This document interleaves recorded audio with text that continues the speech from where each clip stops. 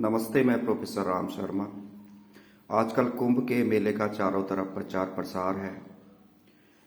सन्यास के बारे में हमारे अंदर बहुत ही गलत धारणा है कि व्यक्ति जो है संसार के कार्यों से विरक्त होकर कोई कार्य नहीं करता है, वो भगवा धारण करके बस भगवान का भजन करता है। ऐसा नहीं है।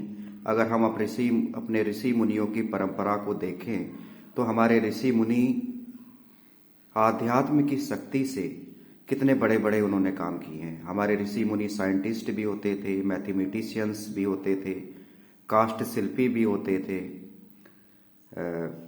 और जो है मूर्तिकला का भी उन्होंने निर्माण किया। लेकिन सबसे पहले ये था कि वो आध्यात्म की शक्ति से ये सब चीज करते थे। पहले वो आध्यात्म की शरण में जाते थे और उसके बाद उनका जो कर्तव्य होता था as mathematician, as scholar, as professor, as जो है क्या कहते हैं एक मूर्तिकार या एक साइंटिस्ट, वो सब कार्य करते थे आध्यात्म की शक्ति से। संन्यास का मतलब ये नहीं है कि आप सब कार्यों से विरक्त होकर भगवा पहनकर आप एक जगह बैठ जाएं और कोई कार्य ना करें। ऐसा संन्यास का कोई तात्पर्य नहीं है, बल्कि आध्यात्म की शक्ति में विलीन होकर आप जनमानस के हित के जो भी आप कार्य कर पाए, सर्वे भवन्तु सुखिने वाले, वही संन्यास का वास्तविक तात्पर्य है, वही साधुओं का तात्पर्य है, वही ऋषि मुनियों का तात्पर्य है, वही सभी मतलब जितने भी हमारे ऋषि मुनि हुए हैं उसमें आप देखिए भास्कराचार्य, रामानुजाचार्य, और उन्होंने जो हम देख रहे हैं ये वनस्पति, किसी भी राष्ट्र में इस तरह की इतनी ज्यादा वनस्पति नहीं मिलती है। देखिए आप, इतने फल, इतने फूल, इतने सब्जियां मौसमी, ये सब हमारे ऋषि मुनियों की देन है। ये आयुर्वेदा उन्होंने डेवलप किया।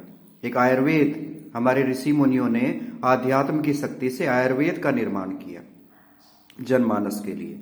हमारे ऋषि मुनियों ने बहुत कलाएं दी, 16 कलाओं का निर्माण किया, जिसमें हम देख रहे हैं मूर्ति कला, नृत्य कला, पाक कला, ये सब विकसित की गई।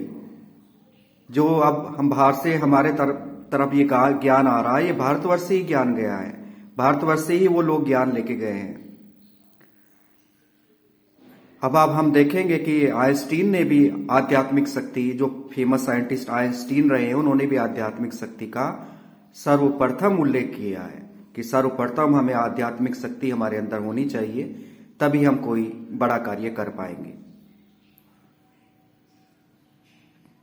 परमाणु बम बनाने वाले वेस्टर्न साइंटिस्ट भारतीय वेद विज्ञान का अध्ययन किया 6 महीने तक, उसके बाद वो डिकोड कर पाए एटम बम का निर्माण करने के लिए।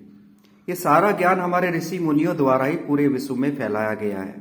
संन्यास का ये कतई तात्पर्य नहीं है कि हम अकर्मण्य बन जाएं या कोई कार्य ना करें, कि हम तो साधु हैं, बल्कि हमारी तो और ज्यादा बड़ी रेस्पॉन्सिबिलिटी बढ़ जाती है कि हम आध्यात्म की शक्ति से, संन्यास भाव से हम कोई बड़ा कार्य करें।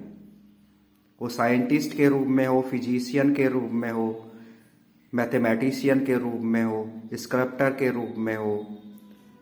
और यही मैं मानता हूं, यही संन्यास और आध्यात्म की परम शक्ति है। सर्वे भवन्तु सुखिनः।